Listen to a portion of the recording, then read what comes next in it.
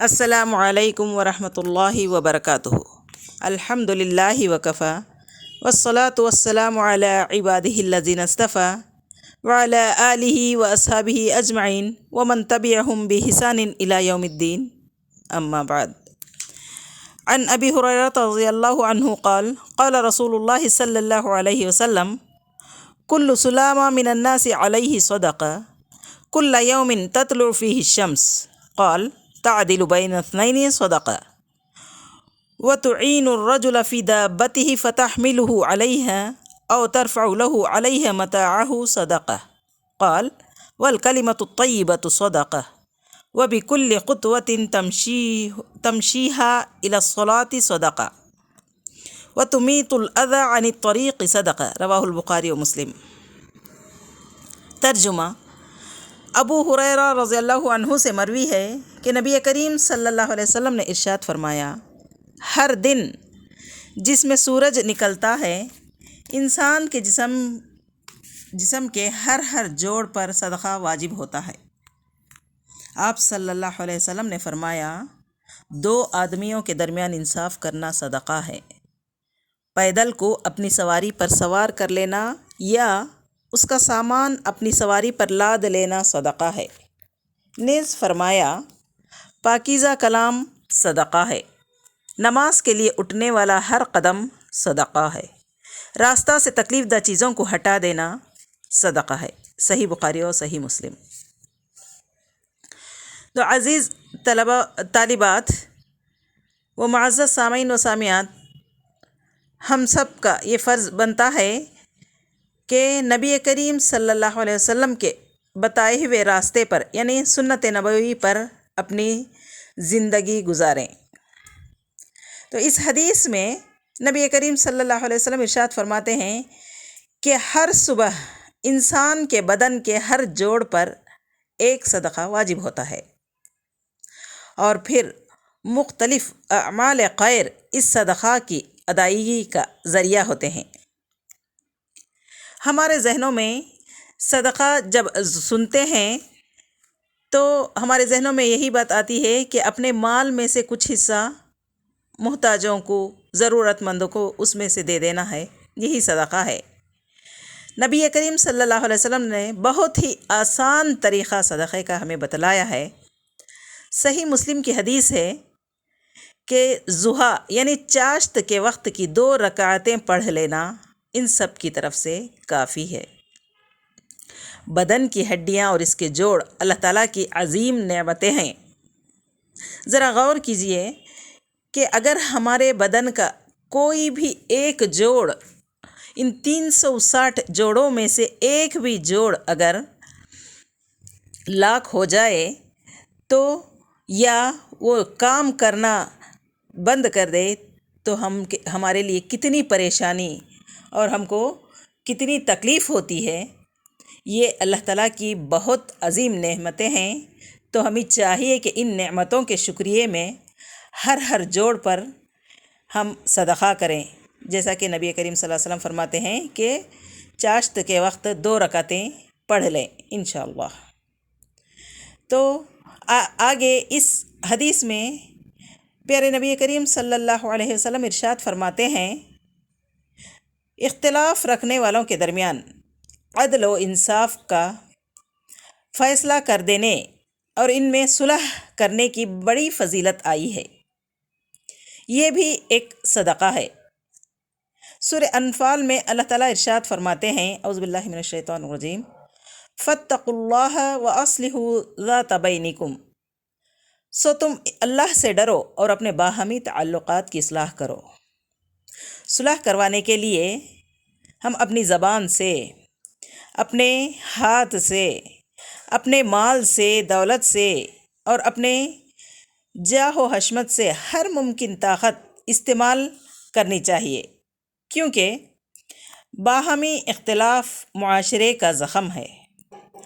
اگر ان پر اصلاح کا مرہم نہیں رکھا گیا تو وہ اختلافات بڑھ کر یہی فساد کا ذریعہ بن سکتے ہیں اور 2 خاندان اس میں الگ ہوتے ہیں۔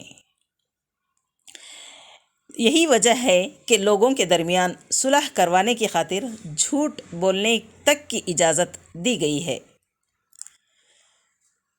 اور آگے اس حدیث میں نبی کریم صلی اللہ علیہ وسلم ارشاد فرماتے ہیں کہ کسی مسلمان کو اپنی سواری پر سوار کر لینا یا اس کا ساز و سامان سواری پر رکھ لینا بھی صدقہ ہے۔ اس حدیث میں مسلمانوں کو آپسی تعلقات ہموار کرنا، یعنی باہمی تعاون کی خوشگوار فضا بنائے رکھنا اور حسن سلوک اور بھائی چارگی کے معاملے کو فروغ دینے کی حوصلہ افزائی کی گئی ہے۔ اس حدیث میں بتایا گیا ہے کہ آپس میں ایک دوسرے کی مدد کرنا یہ بھی صدقہ ہے۔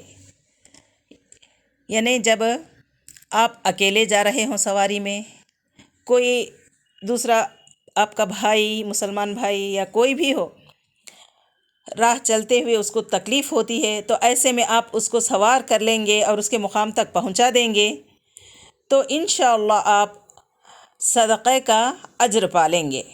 اور اگر کوئی بیمار ہے، چل نہیں سکتا ہے، یا رات کے وقت رات ہو گئی ہے، تو ایسے میں بھی اگر آپ سوار کر لیں گے اپنے بھائی کو اور اس کے مقام تک پہنچا دیں گے تو اللہ تعالیٰ آپ کو ضرور بضرور صدقے کا اجر عطا فرمائیں گے۔ اور اگر آپ اس کو سوار نہیں کر لیتے ہیں تو اس کا سامان ہی اپنی سواری پر لاد لے کر کے اس کے مقام تک پہنچا دیں گے تو یہ بھی صدقہ ہے۔ اور آگے نبی کریم صلی اللہ علیہ وسلم ارشاد فرماتے ہیں، پاکیزہ کلمہ بھی صدقہ ہے، یعنی زبان سے اچھی بات کہنا، اور اس میں تمام اچھی نیکی کی باتیں آ گئیں، یعنی تسبیح جیسے کہ سبحان اللہ، اور تحمید یعنی الحمدللہ، تکبیر یعنی اللہ اکبر، اور تحلیل لا الہ الا اللہ، اگر یہ ہم زبان سے ادا کریں گے تو یہ بھی صدقہ ہے۔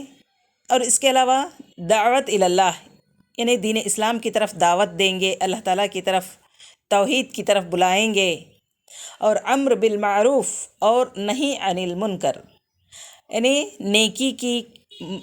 نیکی کی طرف بلانا اور برائی سے روکنا لوگوں کو، یہ بھی کیا ہے؟ صدقہ ہے۔ ایسے ہی ضرورت مندوں کی سفارش، لوگوں کی اصلاح، اور اگر کوئی مصیبت میں ہے، پریشانی میں ہے، رنج و غم میں مبتلا ہے، تو ایسے میں اگر ہم اس کو کچھ دے نہیں سکتے، اپنے مال میں سے مال نہیں ہے اپنے پاس، تو اس کو جو ہے اچھے باتوں کے ذریعے، اچھے کلمات کے ذریعے اس کی حوصلہ افزائی کریں، اس کو غم دور کرنے کی کوشش کریں، اس کی حوصلہ افزائی کریں، تو یہ بھی ایک صدقہ ہے۔ اور اس کے بعد اگلی بات جو نبی کریم صلی اللہ علیہ وسلم اس حدیث میں فرماتے ہیں وہ یہ ہے کہ مسجد کی طرف اٹھنے والا ہر قدم صدقہ ہے۔ اس سلسلے میں کئی احادیث آئی ہیں۔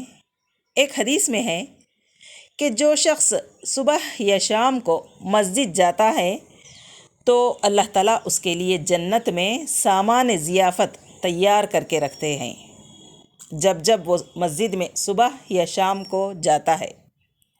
نیز رسول اللہ صلی اللہ علیہ وسلم نے ایک بار فرمایا، کیا میں تمہیں ایسا عمل نہ بتاؤں جس سے اللہ تعالیٰ خطاؤں کو مٹاتا اور درجات کو بلند کرتا ہے؟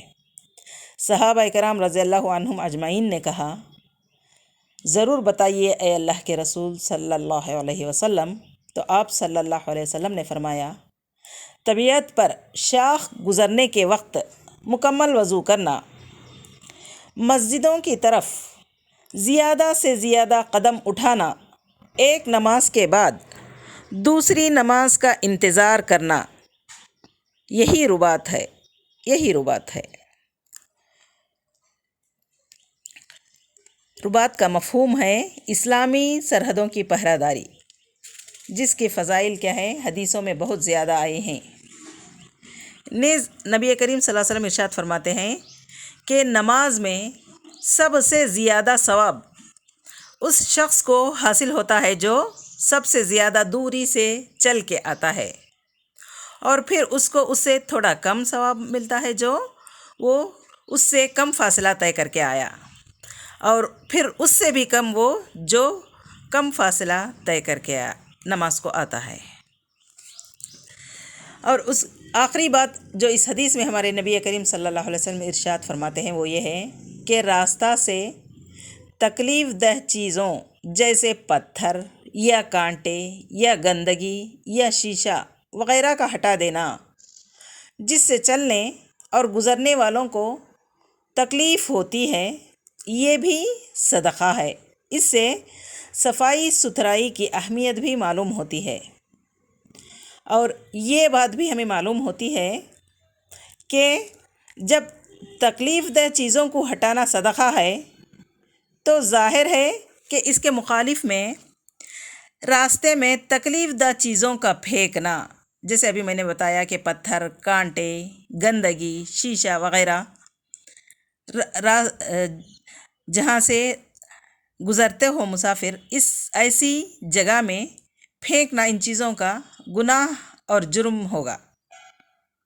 تو عزیز طالبات و معزز سامعین و سامعات، اگر ہم اس نبوی تعلیم کو اپنا لیں تو مسلمانوں کے محلے مثالی محلے بن سکتے ہیں، مسلمانوں کی بستیاں مثالی بستیاں بن سکتی ہیں الحمدللہ۔ اللہ تعالیٰ سے دعا کرتے ہیں کہ اللہ تعالیٰ ہم تمام کو سنت نبوی پر عمل کرنے کی اور کہی ہوئی سنی ہوئی باتوں پر عمل کرنے کی توفیق عطا فرمائے، آمین ثم آمین، وآخر دعوانا ان الحمد للہ رب العالمین۔ السلام علیکم ورحمۃ اللہ وبرکاتہ۔